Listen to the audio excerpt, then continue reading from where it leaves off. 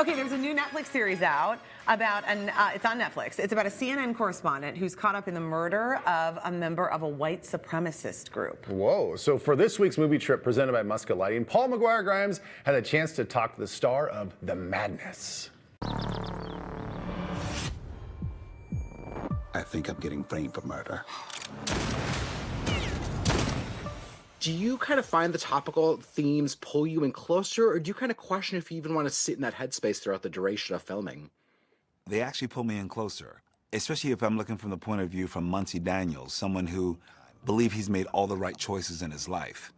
And then he's in this space where, you know, he doesn't even know that he's got problems in his life. He knows he's got problems with his wife, with his 2 kids, but he feels like, you know, he's on the precipice of getting his own show. So he's not even thinking that, you know, there's no real big problems with him in the world. But even his point of view, I think that he's very centrist in his views in every single way. And this circumstance is throwing him in this space to really go deep and figure out what he really believes in, who actually are his allies, and the allies may look different than what you imagine they look like. So for him, it's about him getting back out into the world and seeing what he's really made of. With all due respect, my brother, you sure acting like one.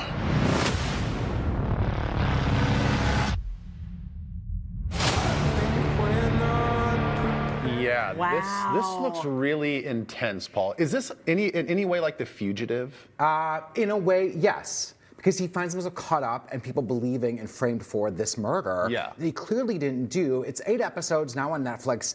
Coleman Domingo is such an amazing actor that I think he draws you into this world. But for me, I don't think it's strong enough. Like, there are a lot of topical issues that it gets brought up, but then it doesn't dive in deep enough. It really just becomes this kind of cat and mouse chase that then doesn't have enough action to propel it. So you're kind of waiting for, like, there's not a lot of twists and turns. There's not a lot of cliffhanger moments to keep you watching, but you're like, I don't know if I'm really in it or not yet. Okay. It should have been better written to like really dive in deep into why are white supremacist groups on the rise? Why do we have a distrust in media? Because that all gets brought up, but then never talked about. And then it's not enough. Okay, Yes. there's not enough substance to it. Because I thought the way that he articulated his understanding of the character, I was like, Yes. this guy is the character. Right. Coleman is fantastic. 2.5 out of 5 for this. See him in another movie called Sing Sing. That is a full 5 out of 5. I'm throwing you at this left and right here. Sing Sing, 5 out of 5. It's a new movie that he's in. That is so touching and inspirational. You will love it.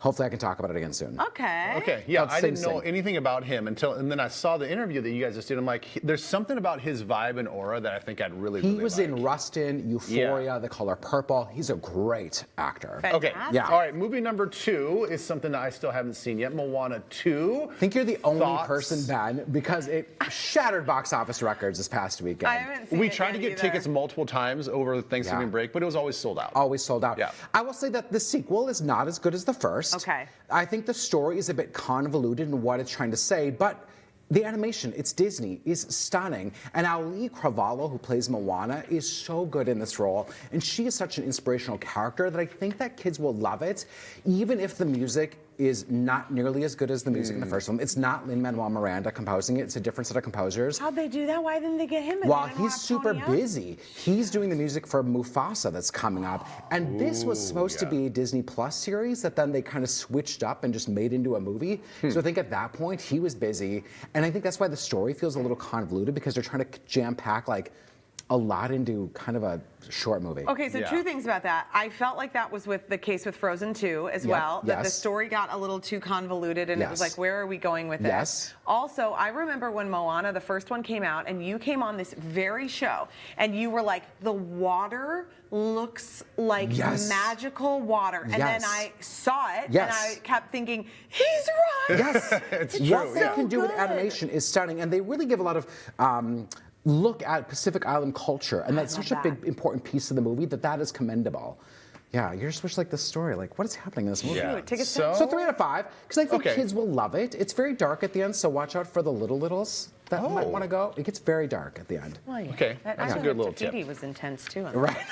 Okay, you guys know this because I talk about it excessively. My kids and I are very into Star Wars, along with my Yes. husband Jay. Now Disney Plus has a new series. What are we going to be This watching? is called Skeleton Crew. The first 2 episodes are out, and this is about 4 kids that find a starship buried in the ground that they accidentally activate and then get lost in space in, and they meet a Jedi, maybe, played by Jude Law, that will be kind of their only way hope getting back home. I love Jude Law. He is so good. I'm going to show an interview with him next week. But this show is like a Star Wars galaxy through the eyes of kids. So it has like a big Goonies vibe to it. And Yeah, as if I'm loving kids this so were far. playing with Star Wars action figures, and like this would be the show that they're kind of reenacting. It's so fun.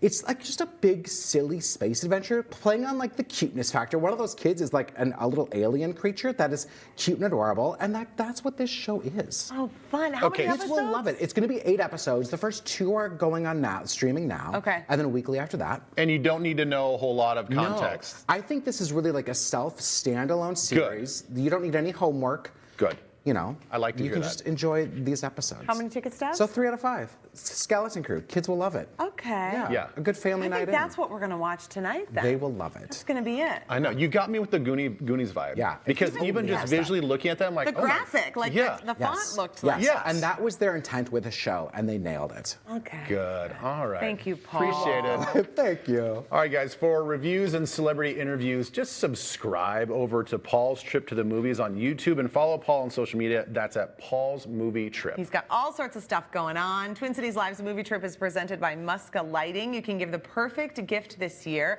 I love those little light up. Oh, I bought 2 of those. Visit one of Muska Lighting's 2 Twin Cities locations. You'll get 10% off your crystal lamp today. Do it. Thanks to Muska Lighting for sponsoring TCL's movie trip. Our mudroom fixture from Muska Lighting is a total showstopper. We get compliments from everyone who walks through the door. Talk to the experts at Muska Lighting in Roseville and Eden Prairie for help finding the perfect light for you.